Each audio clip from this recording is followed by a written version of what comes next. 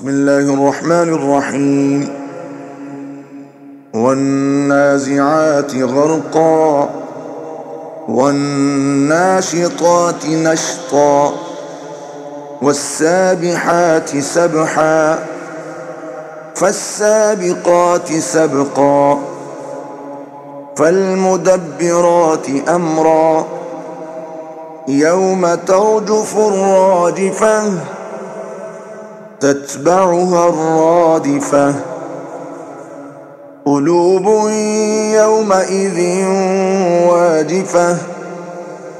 أبصارها خاشعة يقولون أئنا لمردودون في الحافرة أئذا كنا عظاما نخرة قالوا تلك إذا كرة خاسرة فإنما هي زجرة واحدة فإذا هم بالساهرة هل أتاك حديث موسى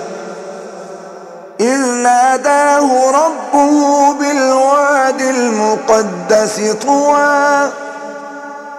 اذهب إلى فرعون إنه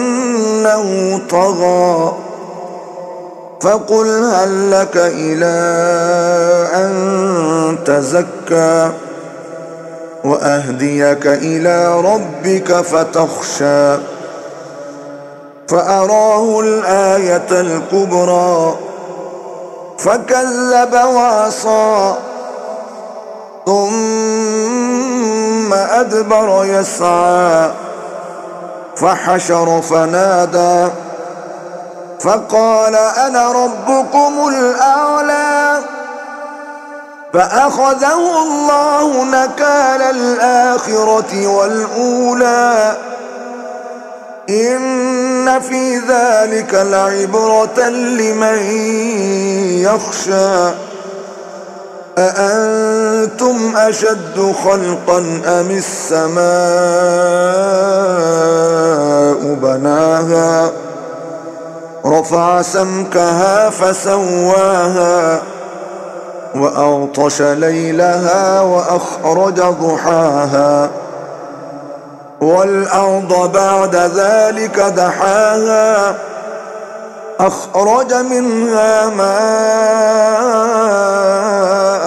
ومرعاها والجبال أرساها متاعا لكم ولأنعامكم فإذا جاءت الطامة الكبرى يوم يتذكر الإنسان ما سعى وبرزت الجحيم لمن يرى فأما من طغى وآثر الحياة الدنيا فإن الجحيم هي المأوى وأما من خاف مقام ربه ونهى النفس عن الهوى فإن الجنة هي المأوى يسألونك عن الساعة أيان مرساها فيم أنت من ذكراها إلى ربك منتهاها إنما أنت منذر من يخشاها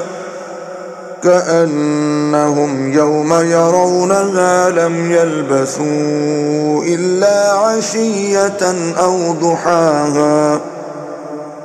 صدق الله العظيم.